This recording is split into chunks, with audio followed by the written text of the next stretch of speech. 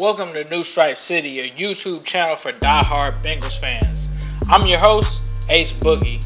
A big shout out to my subscribers, and if you're new here and love the Bengals and absolutely hate the Pittsburgh Squealers, be sure to bang that subscribe button. And if you think it's brown and it needs to be flushed down, be sure to like this video. A new thing we're trying to do is shout out our subscribers at the end of every video and show. Be sure to subscribe and comment on this video with your username for a shout out. I'll also be starting a 3,000 subscribers Madden 19 giveaway challenge. All you have to do is subscribe, comment, and share this post to be entered. Be sure to tag our Twitter at New Stripe City when you share this post.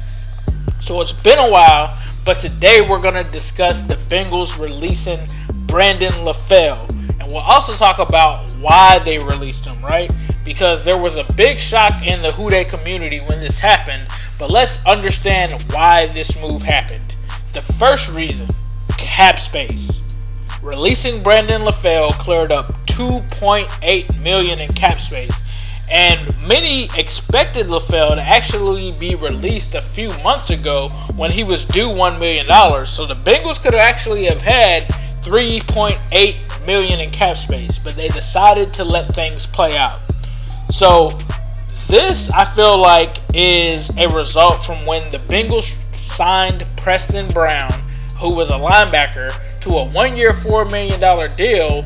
There was word when that happened that someone would need to be cut in training camp in order for that deal to actually happen. And so most people believed that it was either going to be Brandon LaFell, Michael Johnson. There were some other candidates as well. So obviously the Bengals decided to make that person Brandon LaFell. But not only with that move, the Bengals were also in negotiations with Carlos Dunlap and Geno Atkins. And so it's just kind of funny that the week after Drew Rosenhaus shows up to the Bengals training camp with obviously being there to negotiate an extension with Carlos Dunlap, the next week Brandon LaFell is cut. So I think that also played into it. The fact that Geno needs a new deal, which could be a lot of money. Carlos Dunlap needs a deal, which could be some sizable money. Releasing LaFell was understandable from that standpoint, from a cap space standpoint. Another reason was obviously there has been an emergence of the young talent at wide receiver. Last season, Brandon LaFell took the most snaps, even more than AJ Green last year, with 863 snaps. So with Tyler Boyd, John Ross, Josh Malone, and Auden Tate, I mean, those guys were emerging. Brandon LaFell would have just held them back. And there were conflicting reports that Brandon LaFell actually wanted his release. That came from his agent because he felt like the young guns were coming. There wasn't really a need for him.